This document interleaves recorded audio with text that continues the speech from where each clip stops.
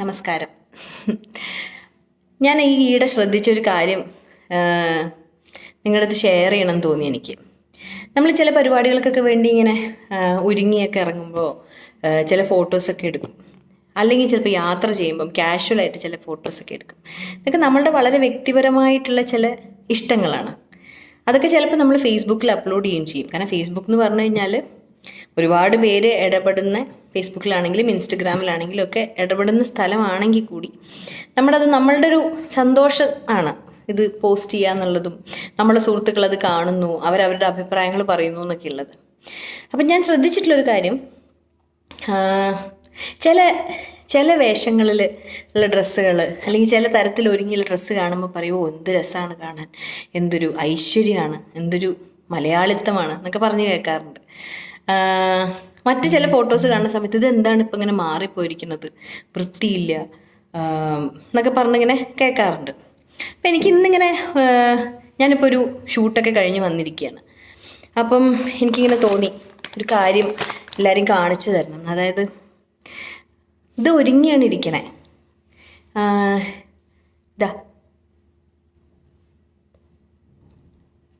ഇത് ആർട്ടിഫിഷ്യലാണ്, അത് മാറ്റി പൊട്ട് മാറ്റാൻ പറ്റും.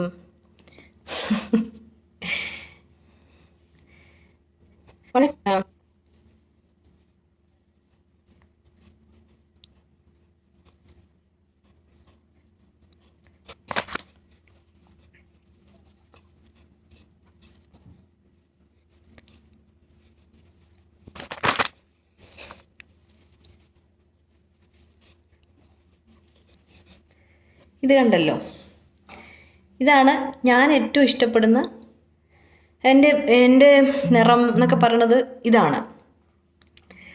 ഇനി ഇത് അടുത്തത് എന്നോട് എല്ലാവരും പരാതി പറഞ്ഞൊരു കാര്യമാണ് മുടി.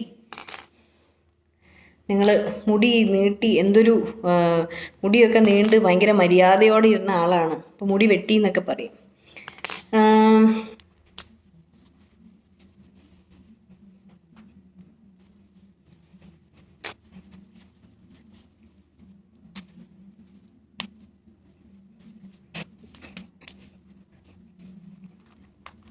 മുടിയുടെ അവസ്ഥ അതാണ്.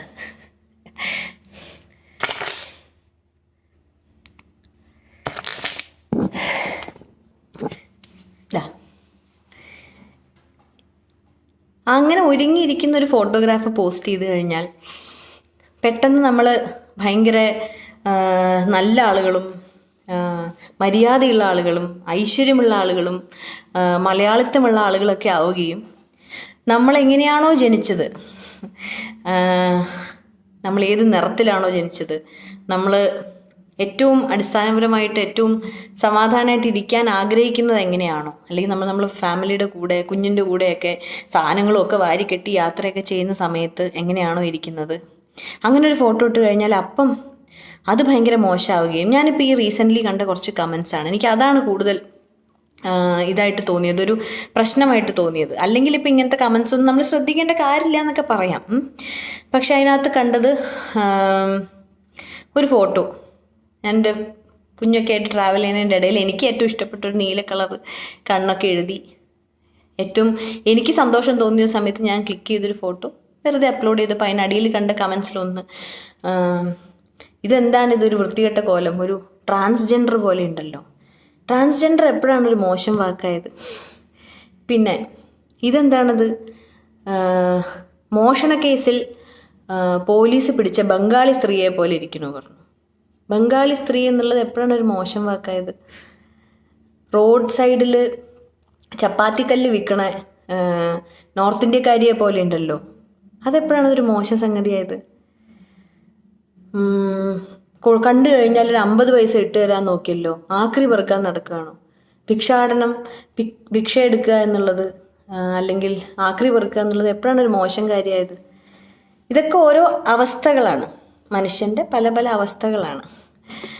അപ്പം ഏറ്റവും ആർട്ടിഫിഷ്യലായിട്ട് നമ്മൾ ഇരിക്കുന്ന സമയത്ത് അതിനെ ഭയങ്കരമായിട്ട് ഗ്ലോറിഫൈ ചെയ്യുകയും അത് എന്തൊരു രസം, എന്തൊരു ഐശ്വര്യം എന്ന വാക്കുകൊണ്ട് എന്താണ് ഉദ്ദേശിക്കുന്നത് എന്നുള്ളത് എപ്പോഴും സംശയമാവും. എന്താണ് ഐശ്വര്യം? ആ പരിപാടികൾക്ക് ഇപ്പം മേക്കപ്പ് ചെയ്യുന്നത് തെറ്റാണെന്നൊന്നും അഭിപ്രായം എനിക്കില്ല. അതൊക്കെ പരിപാടിയുടെ ആവശ്യങ്ങളുടെ ഭാഗമായിട്ട് നമ്മളൊക്കെ ചെയ്യാറുണ്ട്. അതാണ് ഇപ്പം നിങ്ങൾ കണ്ടത്.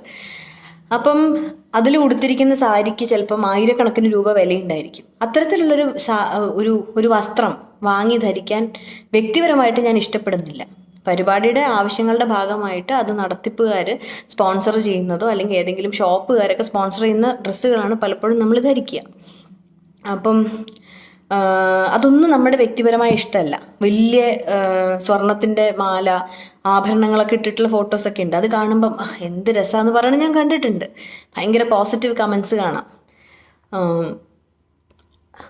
എന്നാൽ ഒരു യാത്രയുടെ ഭാഗമായിട്ട് അവിടുത്തെ ക്ലൈമറ്റിനനുസരിച്ചിട്ട് 100-200 രൂപ കൊടുത്തിട്ട് ഞാൻ വാങ്ങാൻ ഇഷ്ടപ്പെടുന്ന ചിലതരം ഡ്രസ്സുകളുണ്ട്.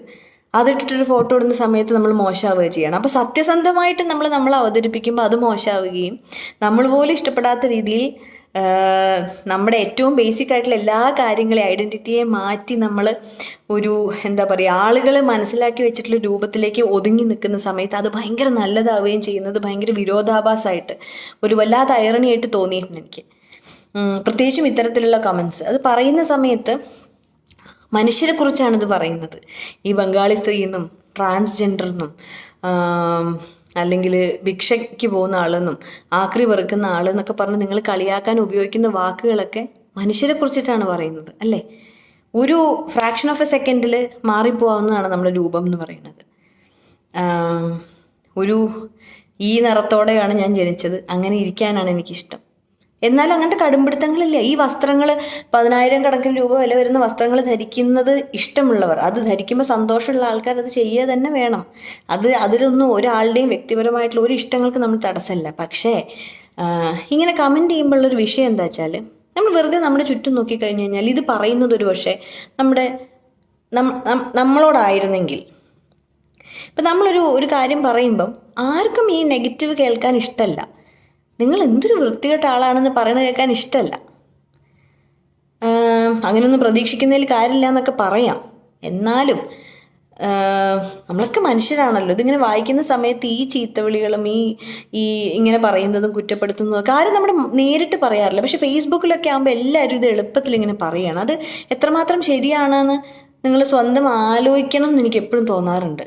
ഇത് ആരോടും ഒരു പരാതിയായിട്ടൊന്നും പറയല്ല കേട്ടോ, ഇതൊരു അപേക്ഷയാണ്.